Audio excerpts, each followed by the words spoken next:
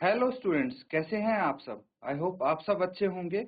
ICT virtual classroom में आप सबका स्वागत है। आई होप आपने दिवाली बड़े अच्छे से मनाई होगी, तो सारी मौज मस्ती हो गई। अब वापस से हम स्टडीज पे आ जाते हैं। वापस से आप रिवाइज करेंगे क्या क्या हमने किया था, कहीं भूल ना गए हो ना। तो वो रिवाइज करेंगे और उसके बाद हम आगे बढ़ेंगे। तो यहाँ पे मेंसुरेशन आप देख पा रहे हैं। मेंसुरेशन क्या होता है ये चीज हमने डिस्कस कर ली थी। मेंसुरेशन में क्या क्या आता है, एक तो आता है परिमाप। ठीक है बच्चों,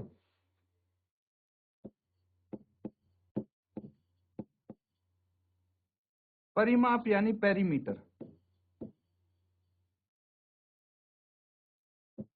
और एक आता है एरिया यानी क्षेत्रफल यानी एरिया। इन दोनों चीजों के बारे में डिटेल में डिस्कस कर रहे थे हम। पेरीमीटर क्या होता है, किसी भी चीज की अगर बाउंड्री की बात करें दैट इज इट्स पेरीमीटर, है ना। तो स्क्वायर की बात करें तो स्क्वायर का पेरीमीटर चारों साइड्स का एरिया। रेक्टेंगल की बात करें तो चारों साइड्स मतलब चारों साइड्स की लेंथ अगर हम जोड़ देंगे तो पेरीमीटर आ जाएगा। ठीक है। अगर एरिया की बात करें, इसी चीज का एरिया ले लीजिए, तो इसके अंदर बाउंड्रीज के अंदर जो है उसको हम एरिया बोलते हैं। अब कैसे निकालते हैं ये चीज भी हम डिस्कस कर चुके हैं, चलिए देखते हैं। अगर हम बात करते हैं एरिया ऑफ ए स्क्वायर, वर्ग का क्षेत्रफल, तो वर्ग का क्षेत्रफल कैसे होगा। ये वर्ग हो गया मान लीजिए आपके सामने, और इसकी एक भुजा है ए। तो किसी भी वर्ग की सभी भुजाएं बराबर होती हैं, समान होती हैं। तो यहाँ पे हमने क्या करना है, भुजा गुना भुजा। ठीक है, इसकी दोनों भुजाओं को आपस में मल्टीप्लाई कर देंगे तो एरिया आ जाएगा, क्षेत्रफल आ जाएगा किसका, वर्ग का। ठीक है। उसके बाद एरिया ऑफ रेक्टेंगल अगर आपको निकालना है, आयत का क्षेत्रफल, तो कैसे निकालेंगे, लेंथ इंटू ब्रेड्थ। क्या निकालेंगे, लेंथ इंटू ब्रेड्थ यानी लंबाई गुना चौड़ाई। तो एक चीज आपने ध्यान दी, क्या चीज है वो, देखिए किसी भी हम चार भुजाओं वाली फिगर का क्षेत्रफल निकाल रहे हैं तो उसमें क्या कर रहे हैं, एक ये भुजा हो गया, एक ये भुजा हो गया, है ना। इन दोनों में दोनों भुजाओं को मल्टीप्लाई कर रहे हैं। क्यों, क्योंकि इनकी ऑपोजिट साइड देखिए, इसके ऑपोजिट साइड इसके ऑपोजिट साइड इक्वल है। सेम हेयर, ये लेंथ है ये भी लेंथ है, ये दोनों इक्वल हैं, ये दोनों इक्वल हैं, इसीलिए हम इन दोनों को मल्टीप्लाई करके एरिया निकाल पा रहे हैं। ठीक है। तो अगर ये साइड्स इक्वल है तभी हम ये चीज कर पा रहे हैं, ये चीज भी ध्यान रखनी है आपको। तो यहाँ पे एक बार आप रिवाइज करेंगे क्या क्या हमने कर लिया है, और उसके बाद हम क्वेश्चंस पे मूव ऑन करेंगे। तो फटाफट इसको नोट डाउन कर लीजिए। किसी भी स्टूडेंट को कुछ डाउट अगर लगता है आप पूछ सकते हैं, अदरवाइज नोट डाउन कीजिए ताकि हम आगे क्वेश्चंस कर सकें।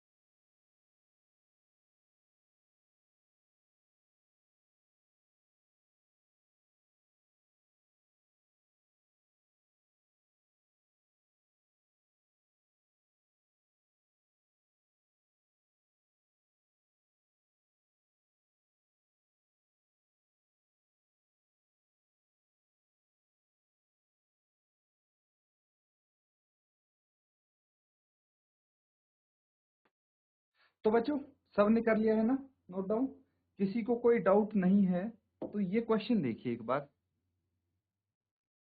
सब देख पा रहे हैं इस क्वेश्चन को।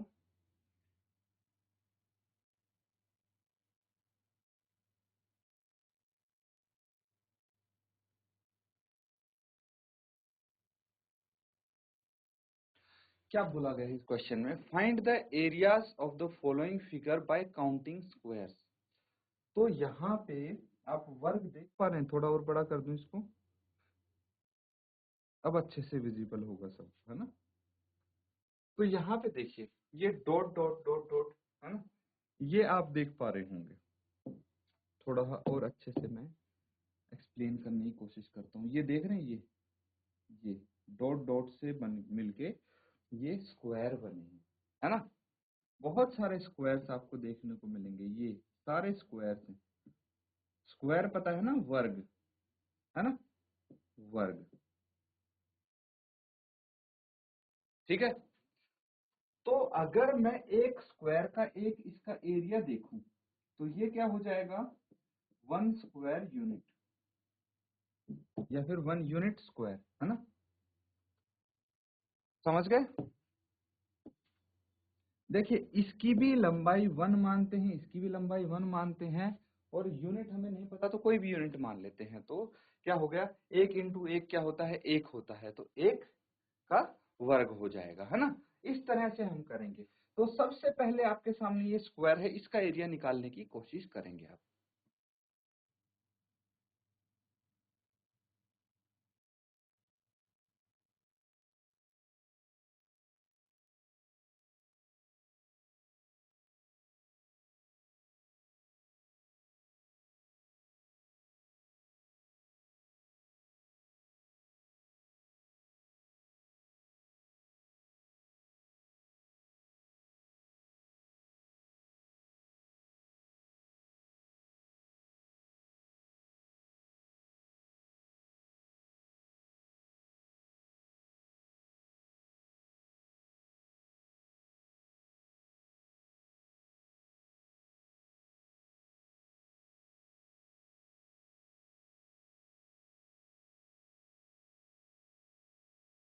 तो बच्चों यहाँ पे देखिए काफी आसान है चीजें, ध्यान से देखेंगे तो ये कॉन्सेप्ट समझ में आ गया कि ये सभी क्या है, वर्ग हैं, है ना।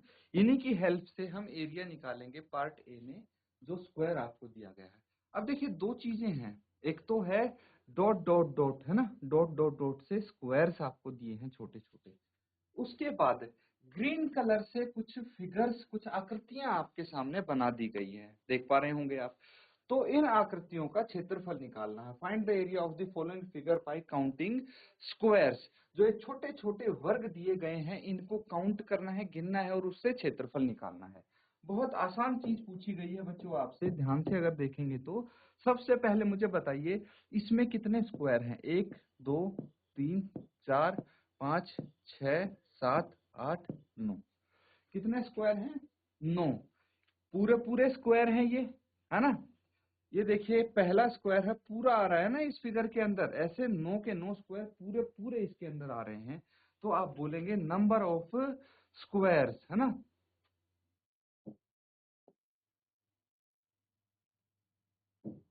एक ही बात करते हैं, number of full squares 9, area of figure क्या हो जाएगा भाई, जब इसमें 9 स्क्वायर आ रहे तो 9 यूनिट स्क्वायर, बस सिंपल है। एरिया की जो यूनिट होती है वो स्क्वायर में आती है, ये आपको मैंने बता दिया था अच्छे से। उसके बाद स्क्वायर गिनने हैं और आपको एरिया लिख देना है। अब इजीली आप कर पाएंगे, आई होप सो। देखिए जैसे ये है 1 2 3 4 5, तो इसका एरिया कितना हुआ, 5 यूनिट स्क्वायर। पार्ट बी में एरिया कितना हो गया, area of figure is 5 unit square, ठीक है। अब पार्ट सी की बात कर लें एक बार। पार्ट सी में देखिए पूरे पूरे स्क्वायर काउंट कीजिए, है ना। पूरे पूरे स्क्वायर कितने होंगे ये देखते हैं। तो देखिए एक ये हो गया पूरा स्क्वायर और एक ये हो गया, है ना। पार्ट सी की बात हो रही है यहाँ पे। इसको मैं इरेज कर दूं, पहले इन दोनों को नोट डाउन कर लीजिए, फिर हम सी पार्ट पे चलेंगे।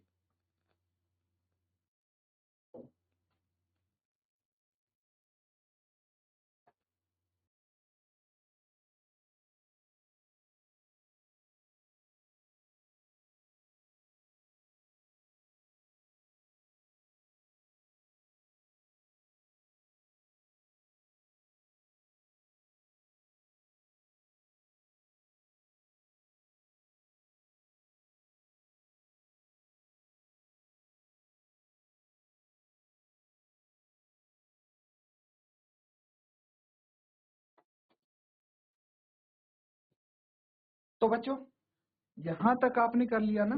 अब देखिए अगला पार्ट जो है इसका,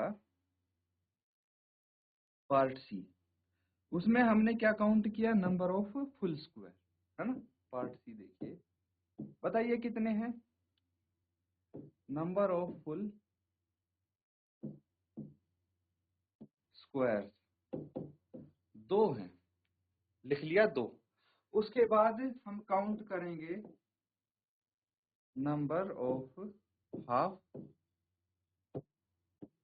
स्क्वायर्स। भाई जो स्क्वायर आधे आधे हैं उनको भी तो काउंट करना पड़ेगा, तभी तो अच्छे से एरिया आ पाएगा। कितने हैं आधे, एक ये हो गया, एक ये हो गया 2, एक ये 3 और एक ये 4। टोटल 4 ऐसे वर्ग हैं जो आधे आधे भरे हैं, है ना, 4 हो गए। अब हम देखिए, हम निकालेंगे भाई जो पूरे स्क्वायर हैं उनका एरिया तो 2 स्क्वायर यूनिट आ गया, लेकिन जो आधे हैं उनका स्क्वायर कितना आ जाएगा, area covered by half squares, ये हो जाएगा 4 इंटू 1/2, है ना। एरिया भी तो आधा ही हो जाएगा ना। देखिए ये इस तरह से है, अगर कोई वर्ग है उसका एरिया क्या होगा, a इंटू ए, है ना। और अगर हम वर्ग का आधा करते हैं हिस्सा, तो क्षेत्रफल भी तो आधा हो जाएगा, 2 से भाग हो जाएगा या फिर 1/2 से मल्टीप्लाई हो जाएगा।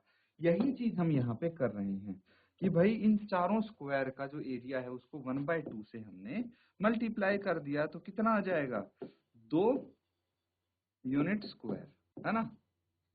अब बताइए एरिया ऑफ फिगर क्या हो जाना चाहिए, जो एरिया ऑफ स्क्वायर है plus area of half field square, ये हो जाएगा 4 यूनिट स्क्वायर। आ गया, कोई दिक्कत तो नहीं।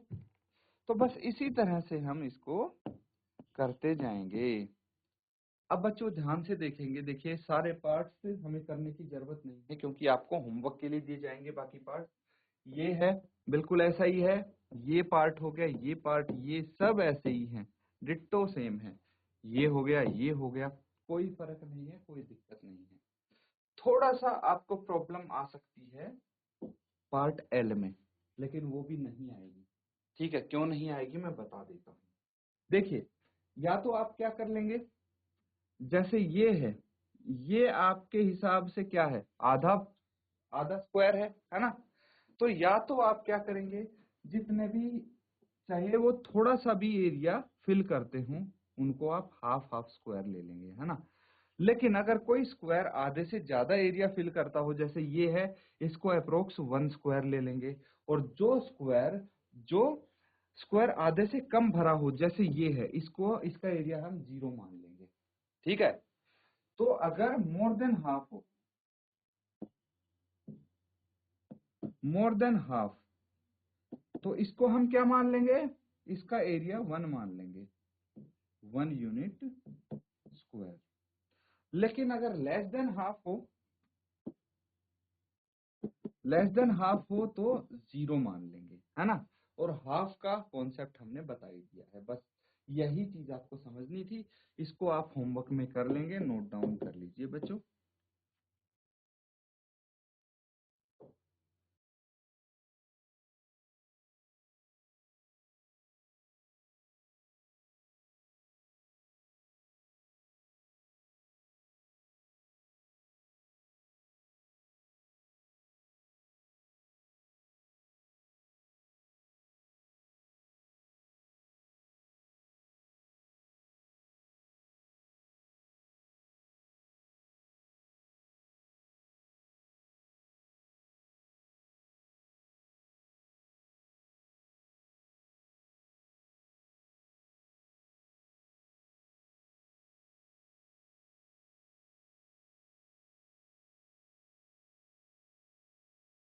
तो बच्चों सबने कर लिया है ना नोट डाउन। अब इसको होमवर्क में जरूर करके लाएं। चलिए कुछ क्वेश्चंस हम आगे करते हैं। ये देखिए, अब आपके सामने क्वेश्चंस आ रहे हैं रिलेटेड टू रेक्टेंगल। ठीक है, हिंदी में क्या बोलते हैं रेक्टेंगल को, आयत।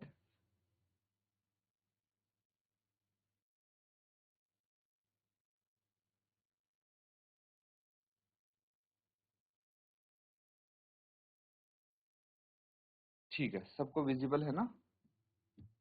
देखिए, उन आयतों का क्षेत्रफल ज्ञात कीजिए जिनकी भुजाएं नीचे दी गई हैं। Find the areas of the rectangles whose sides are 3 centimetre and 4 centimetre.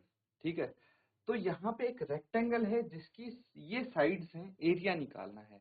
Rectangle का एरिया कैसे निकालते हैं ये मैंने बता दिया था भाई, लेंथ इंटू ब्रेड्थ हम कर देंगे तो एक साइड को दूसरी साइड से मल्टीप्लाई करके एरिया निकाल सकते हैं रेक्टेंगल का।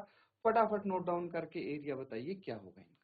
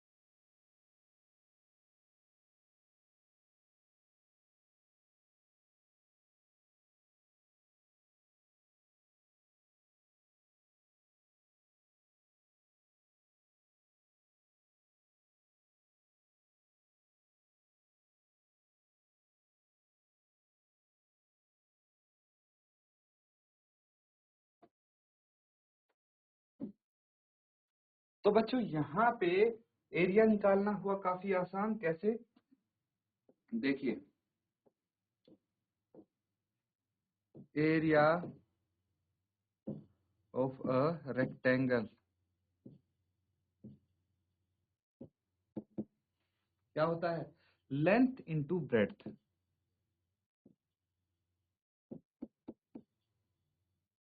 लंबाई गुना चौड़ाई, यही होता है। अब यहाँ पे देखिए, अगर मैं ब्रेड्थ इंटू लेंथ भी कर दूं कोई दिक्कत नहीं है ना, तो ऐसी कोई परेशानी नहीं है, समस्या नहीं है।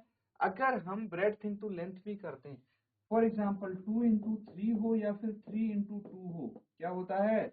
आंसर सेम होता है। ये चीज आपने पढ़ी भी होगी, है ना? तो यहाँ पे क्या करना है हमें? एरिया निकालना है। क्या होता है? Length into breadth. लेंथ कितनी है यहाँ पे? 4 सेंटीमीटर है ना, इंटू 3 सेंटीमीटर। तो मैंने इसी तरह से लिखा, लेंथ ये ब्रेड्थ ये। अगर आप ऐसे लिखते हैं 3 सेंटीमीटर इंटू 4 सेंटीमीटर तो भी कोई दिक्कत नहीं है, पहले आपकी ब्रेड्थ आ जाएगी फिर लेंथ आ जाएगी। मैं इस चीज पे क्यों फोकस कर रहा हूँ कि भाई ब्रेड्थ 3 है, लेंथ 4 है, क्योंकि लेंथ जो होती है जनरली हम जो स्क्वायर होता है उसकी लेंथ ब्रेड से बड़ी लिखते हैं। ठीक है, जो रेक्टेंगल होता है इसकी लेंथ को हम बड़ी दर्शाते हैं ब्रेड से, इसीलिए मैं इस पे फोकस कर रहा हूँ। इसको आप किसी तरह भी लिख सकते हैं, कोई दिक्कत की बात नहीं है। तो अब देखिए, मेन है कैलकुलेशन कैसे करना है। 4 इंटू 3, 4 × 3 = 12 सेंटीमीटर स्क्वायर, है ना? स्क्वायर में आता है आपका एरिया, इस तरह से लिख लेंगे। चलिए अगला कौन सा, कोई भी एक पार्ट कर लीजिए। मुझे ये थोड़ा इंटरेस्टिंग दिख रहा है, पार्ट डी।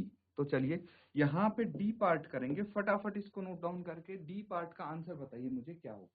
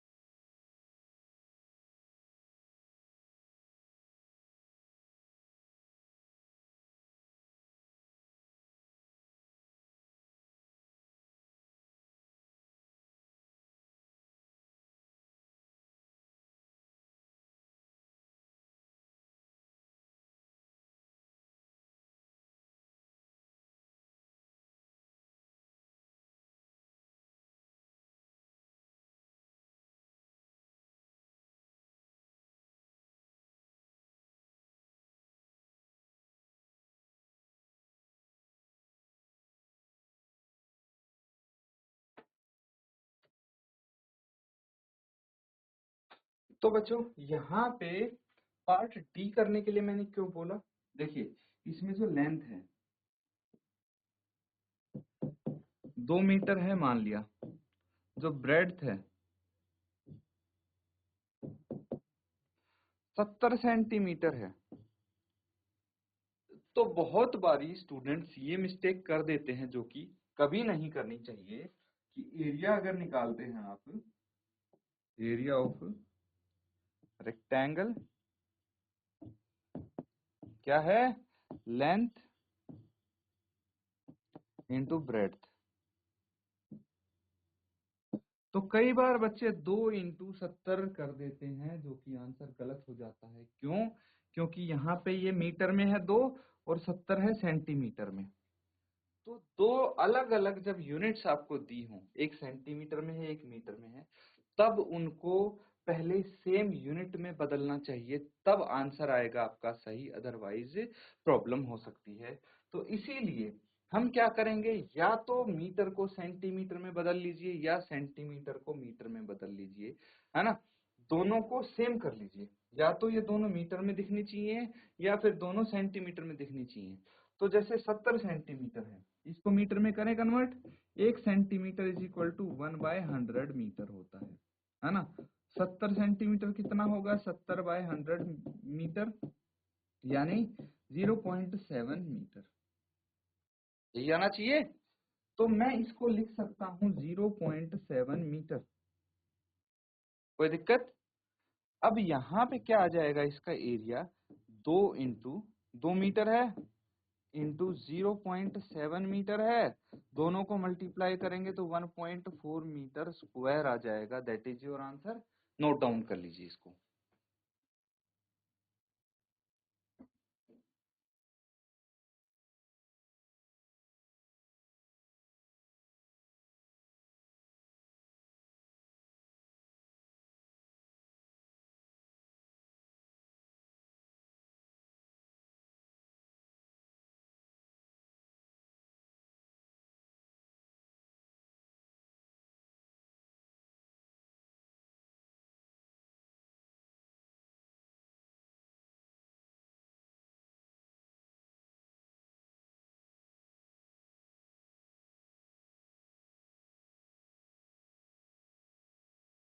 तो बच्चों देखिए ये हमने कर लिया है, लेकिन दो पार्ट आपके पास अभी भी शेष हैं, जो कि होमवर्क में आप कर लेंगे। देखिए जिन पे टिक किया है, part B and C, that is your homework.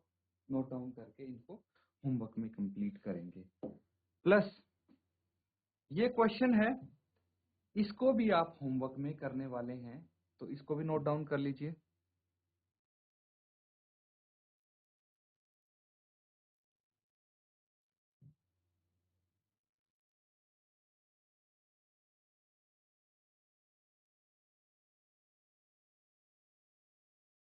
अब देखिए आपको पता है एरिया ऑफ स्क्वायर क्या होता है, साइड इंटू साइड, यही होता है। तो साइड आपको दे दी गई है स्क्वायर की, यहाँ पे 10 सेंटीमीटर, 14 और 5 सेंटीमीटर एरिया निकाल लेना है आपने। इसको भी होमवर्क में कंप्लीट कर लेंगे। इस तरह से ये क्वेश्चंस हैं बच्चों जो आपको करने हैं, तो अच्छे से इनकी प्रैक्टिस करेंगे आप। इसी के साथ बच्चों आज का सेशन हम यहाँ पे एंड करते हैं। Thank you and have a nice day.